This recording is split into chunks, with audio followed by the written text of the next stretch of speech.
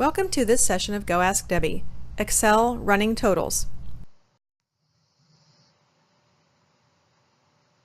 Let's say you want to see the sales figures month to date or either year to date, but you want to see the current number as new data is entered.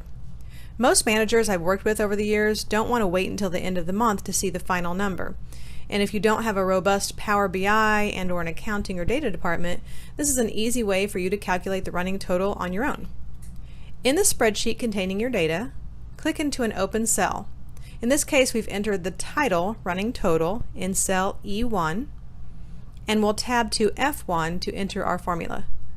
Since our data is all contained in column B, we simply will type in equals sum, open parentheses, B, colon, B, and then close the parenthesis and press enter, which will calculate everything in column B.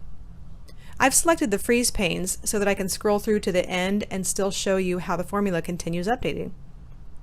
So I've added a few more sales figures into column B. The running total, notice now, either month to date, year to date, or whatever you're tracking, will automatically update in cell F1. It really is that simple. Let me show you again. Select the cell where you'd like the running total and type equals sum, open parentheses, B colon B, close parenthesis, and press enter. Now every time data is added into column B, the running total automatically updates.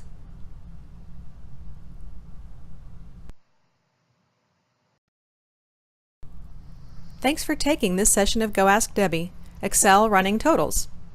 For more tutorials like this, please be sure to subscribe to my channel. And if you have any questions or comments you'd like to share, please post them in the comments section below and I'll be happy to answer or create a tutorial to help you. And if you receive helpful information, please be sure to like and share this Excel tutorial.